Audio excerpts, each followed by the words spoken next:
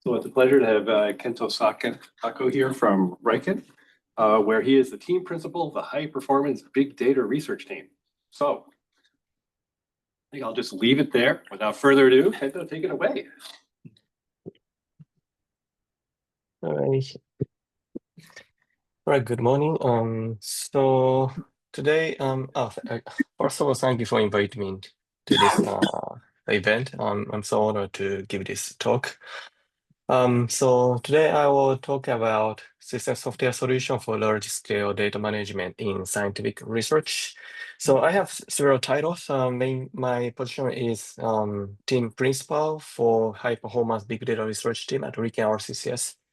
But for this presentation, I will present this talk as a unit leader of data management platform development unit of AI for Science division in Riken RCCS. So before I talk about data management, I will briefly introduce our mission in Riken RCCS. So mission of our team is to investigate state-of-the-art technique for efficiently running large-scale application on HPC system. So where we, addition to fundamental R&D research and development of system software, HPC, our team conduct performance analysis and system software development to accelerate deep learning and big data processing on HPC system that we call HPC for AI, while we also apply AI techniques to solve technical challenges in HPC that we call AI for HPC. So we have been doing fundamental research and development for HPC, and also we do HPC for AI and also AI for HPC. And one of the projects that we have is TRIP AGIS, that stands for Artificial General Intelligence for Science of Transformative Research Innovation Platform. So in this project, we develop generative AI models, specialized for scientific research by fine-tuning, and also we adapt for multimodal scientific research data. And then for created model, we have been trying to open source our scientific foundation model to industry and academia and other university.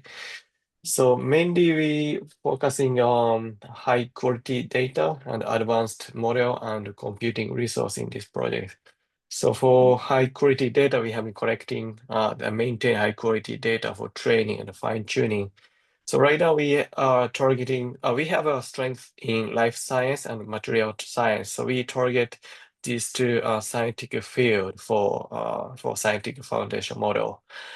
And then using this high quality data, we develop scientific multimodal foundation model in this research area, like such as life science and material science. And also an important thing is so making AI model require a large scale system, especially having a GPU system. So we define requirement for AI science research and procure and operate AI science system. And then recent system does not have enough FP64 performance. So we combine supercomputer Fugaku with this AI science system through high-speed network to facilitate interplay between these two systems to develop AI models. Because so to develop a scientific AI model, it requires scientific data generated from scientific simulation, which require a large-scale system. That's why we need both Fugaku supercomputer and also AI whole science system that is specialized for training and inference. And then to make use of this hardware, developing system software that can make use of this system is also important. So in this project, we develop a system software. This is a brief overview of this project. And then in this project, we have mainly three research topics. common platform technology and generative AI model for scientific research in specific field and innovative computational infrastructure. So the first two research theme is mainly done by a different RIKEN research center called BDL, Biosystems Dynamics Research Center, where they develop actual AI model based on a scientific model, while we RIKEN our CCS set up the innovative computational infrastructure. In this third research theme, we have three sub-research themes. The first one is operations for innovative computational infrastructure, where they advance operation technology for innovative computational infrastructure that can enable large-scale training and inference. And also as I said, we also develop a system software to make use of this AI for science system. And also, I will not go into detail. Also, our architecture team also developing AI specialized architecture to run existing AI training and also inference better than like conventional GPU. So, but I will focus on these two topics in this talk. All right, this is the overview of AI for science supercomputer that we are procuring. So we now made a contract with NVIDIA, and hopefully we can start its operation early next fiscal year, like April, May, and June in 2026. So the configuration is so we will have 400 computer nodes equipped with the NVIDIA Grace Blackwell superchip. One node will have 4 GPUs, so in total we will have 1,600 GPUs. These are connected with NVIDIA InfiniBand XDR, and total flops in FP64 will be about 64 petaflops, while we will have 50 exaflop for FP8. And this node architecture and also rack will be designed by Supermicro, and also we will use hot water cooling to achieve both high performance and energy efficiency. So again, FP6 performance is much less than Fugaku supercomputer. That's why we need interplay of Fugaku supercomputer for scientific simulation and this AI for science system for training and inference. This is the actual node design of this AI for science system. And this system is based on NVIDIA NVL4 system. All right. And then on top of this system, we have been developing. Right now, we don't have a system, but we're using the previous system, previous NVIDIA GPU small system. We started developing a workflow infrastructure to facilitate inference and its applications in actual scientific area. And so under this project, we have three and four units. The first unit is doing first unit is training optimization platform development unit, where they analyze performance and advance the system software technology in training and inference, and explore new system software development technology for this new domain-specific AI processors. For data management platform development unit, that is led by myself, where we analyze storage system and enhance I/O performance for AI training and inference. And also we also explore new data management and curation technologies. And then application interface platform development units, they will try to make an interface or API to connect between AI and also scientific simulation through MCP server, so that AI can use a simulation platform by itself and give us some feedback based on their analysis without manually we run the simulation code. So we try to automate all the scientific research cycle on using this AI for science platform. This is the conceptual image of AI for science platform. So this figure is nothing new. So we'll have a data acquisition pipeline, model training pipeline, and model inference pipeline. So because to train the model, we need to collect high quality data. So we need a data acquisition pipeline.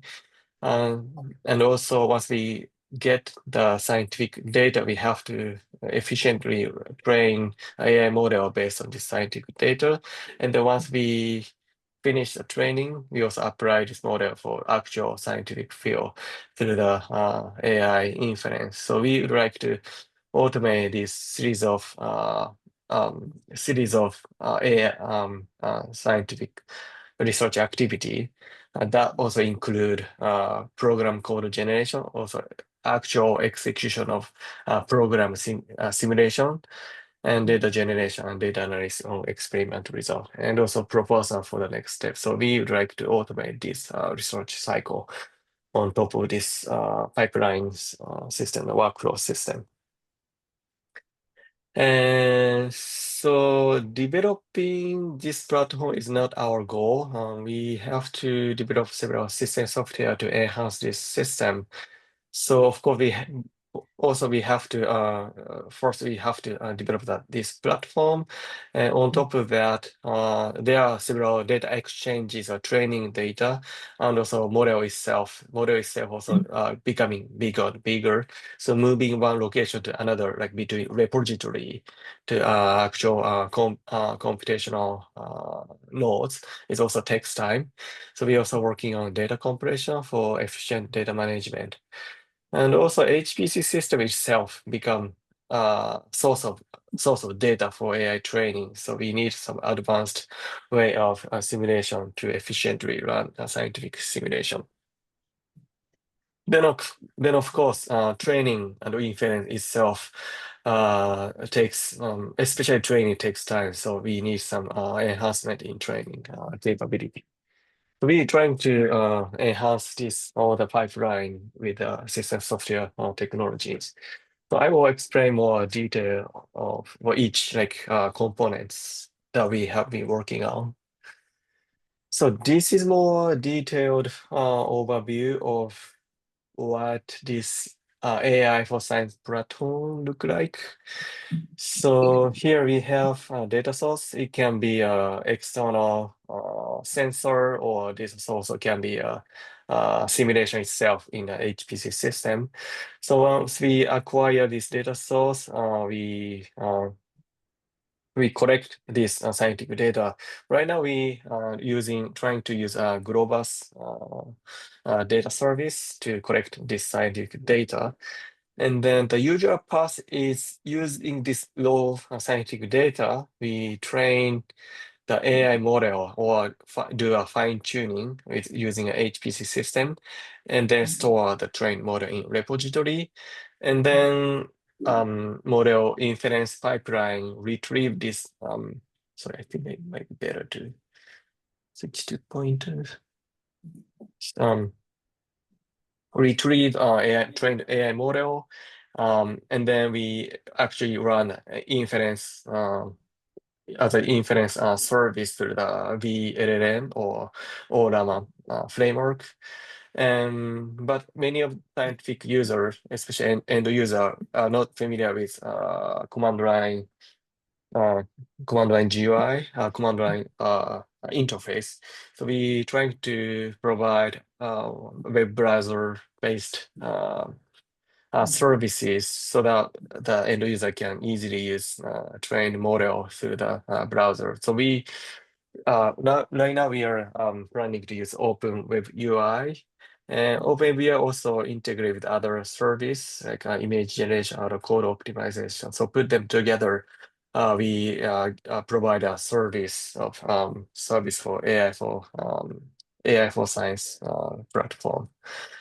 And also one concern that we have is security. We don't know AI, which server, which external, we don't know which external server AI trying to connect and retrieve data. So to alleviate this security concern, we also put reverse proxy so that we monitor what the traffic will be issued from AI model.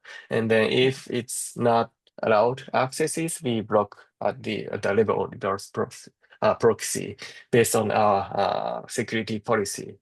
So this is usual path, like collecting raw data and train the model, store the model, and then use this model for inference or actual application of model in a scientific area through a web browser based on security management. And another path is some of the model is becoming bigger and bigger that lead to considerable amount of training time. So to reduce the training time while we have certain level accuracy in AI model, another way is to use a RAG. So at the same time, we also compute embeddings based on the data that we collect, and with the AI model that specified user of this model or people who wants to use this data, and then we automatically calculate embeddings and store it in vector database. So Global's data service has some automation technique to kick out the predefined processes. So using this capability, we automatically start computing embeddings once we received raw data. And then also this model, this data, together with other like internal data or external data, and the AI model can refer this data to enhance their response. So this is the like overview of this AI for platform services. So this is still a work in progress, so we don't have more details about it, but still we start developing each component and then we trying to put them together to provide this AI for science services in the start with the internal user, but we also trying to make this system open source to have other user to use our platform. And also one bottleneck in this pipeline is data transfer, because we have to exchange big data from one location to another to collect this big data. So one source of big data is a large synchrotron radiation facility. So we have that facility called a Spring 8.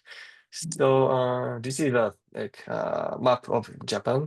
So Riken, our CCS, where we have a Fugaku supercomputer, is sitting in Hyogo Prefecture. Tokyo is here, and Hyogo is here. And the Spring 8 is looking at this map. It looks next to Fugaku supercomputer, but it's not that near each other. It takes about 2 hours by driving from Riken, our CCS, to Spring 8 Center.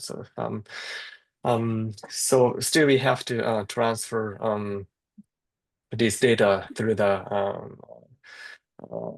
through internet. So bandwidth is not that high. So we need ways to efficiently transfer data from Spring 8 to our facility.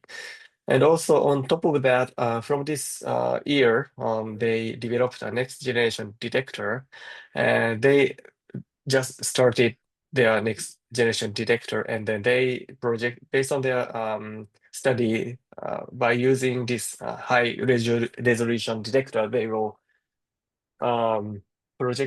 they will generate 100 to 4 petabyte of data per year. So the reducing data or accelerated data transfer is one of important research topic in this AI for science project. So that's why we are working on data compressions. So there are several types of data generated from Spring 8. So one of major data is X-ray CT data, where the scientists periodically take snapshot of target material or target specimen while rotating it. So this become time evolutionary data. So we, in this project, we target such time evolutionary data for compression. And then one of the key aspect to achieve the high data compression is prediction. So for example, if you want to compress this two-dimensional data, and if you can give a good prediction to this original target data, like here, so only highlighted value is slightly different from original data. And then to this data, if we compute a difference between original data and predict data, and we have a delta value, which each value is close to 0. And in this data type, in this data, we apply a conventional data, we can significantly reduce the size of this target data. So that's why prediction of target data is very important in the field of data compression. So for this data compression, we use a neural network. So that we call the PredNet. PredNet is just one of convolutional recurrent neural network. So where we use this model to predict future image of this time evolutionary data. So for example, if we have time series data of time stamp for 1, 2, 3, 4, 5, and by using this time series data, we train this model to be able to what this RedNet model can do is if you give one frame of data, this model can predict a future frame based on this base frame. So this is an example. This top picture is actual picture times series image frames, while the bottom one is a predicted series of image frames. So that using this technology, we trying to apply this technology to other scientific time evolutionary data. So what we do is train this model and then apply this inference to the base frame, the first frame, and then predict a future frame. And then we compute the differences and apply series of encoding so that we can significantly reduce, if we can give a good accuracy to the prediction so that we can achieve the higher compression ratio. And this is the result. Please ignore this sentence. It's kind of duplicated.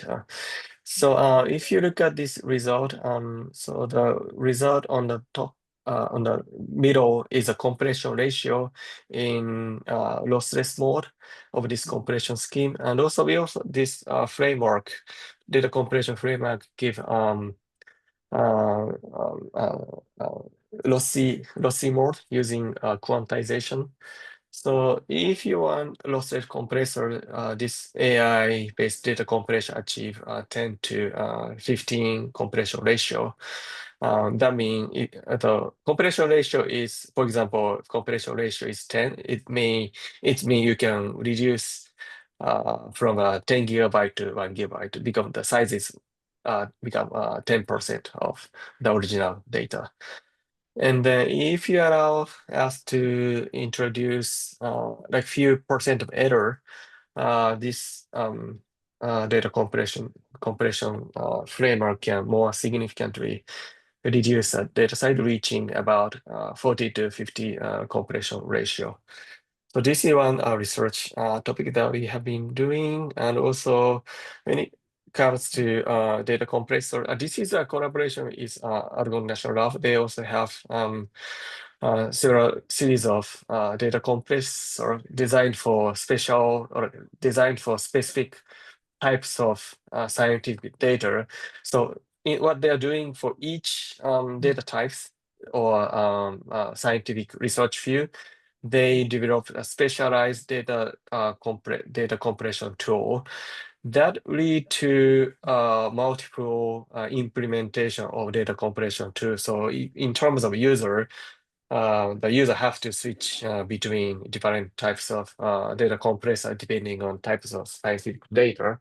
So what we are trying to do is we make a framework for data compressor that consolidate or combine all the data compressor um, while giving a specialized data compressor for each scientific data. So what we do is we made a standardized interface, and under this interface, we have a different types of data compressor, including our data compressor and also data compression to the Aragon people is developing to make enhance the usability of data compression. And next one is, as I said, scientific simulation itself a source of data for that can be used for AI training, also for inference for RAG or vector database.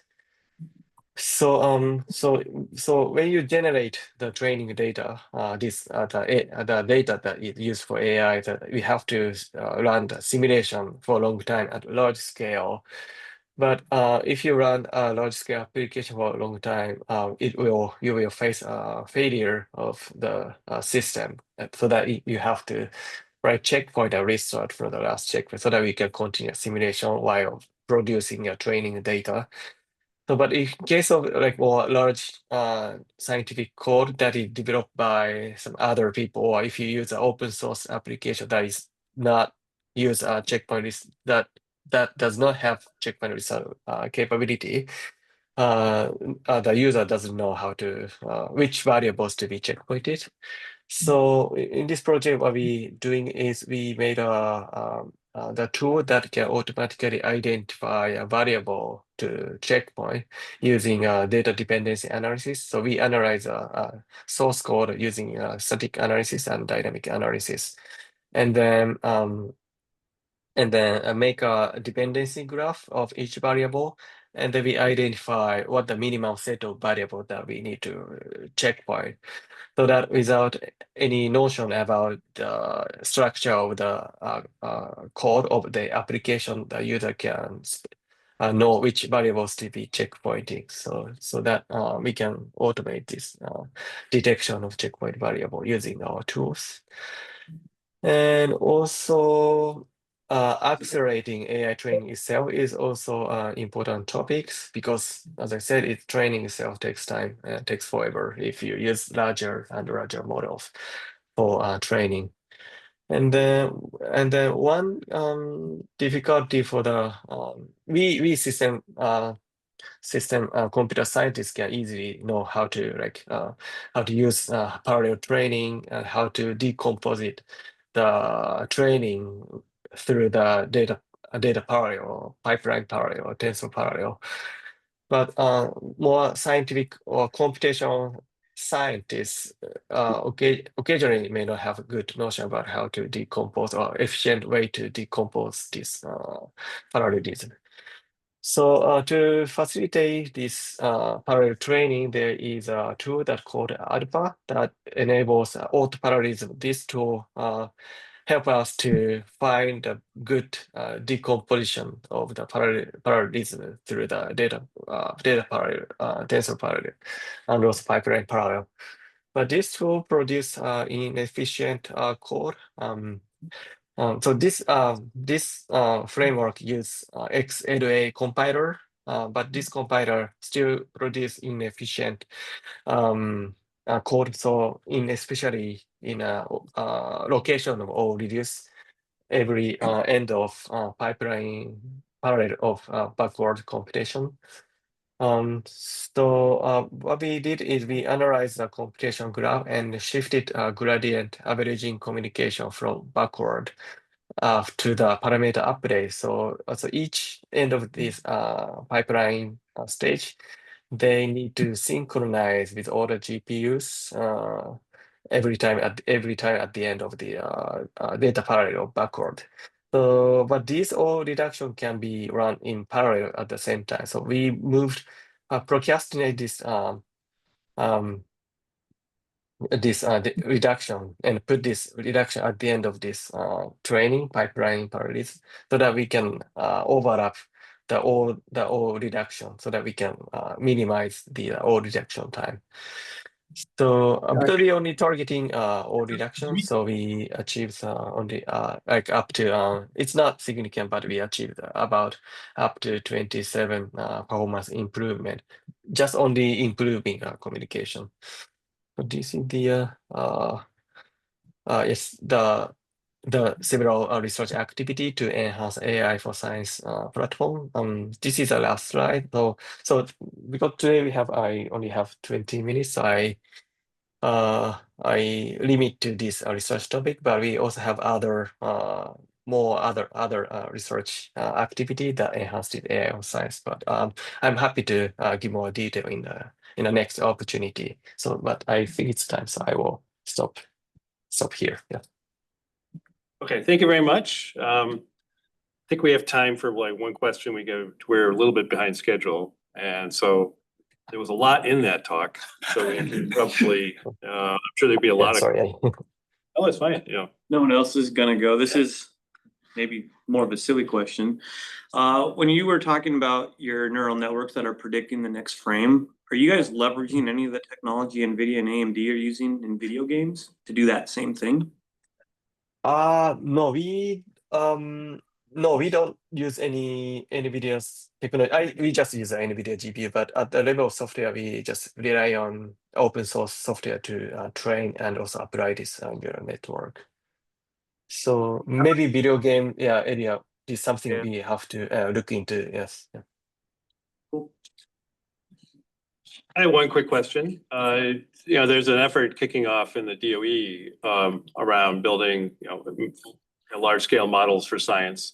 And since you're a little bit ahead on this, what lessons do you have that you could convey to people here? And also, how do you think your effort might be a little different from the American one? That is good question. So again, so I don't know what the I think DOE the activity details, but so one thing that some becoming a performance bottleneck is data exchange in this AI for science platform. So one of the examples that I said is so we have large synchronous radiation facility. Also Argonne will have a APS. So we have several data challenges. So I'm not sure APS have how many how much data they produce by yearly, but Spring 8 has a much as far as I know has a higher higher energy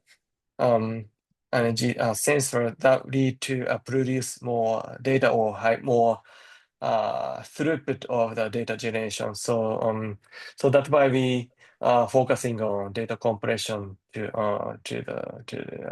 efficiently manage data and also transfer data, and also reduce footprint of this storage usage. So this is something might be different from activity in DOE, but yes, that I know of. Let's thank the speaker.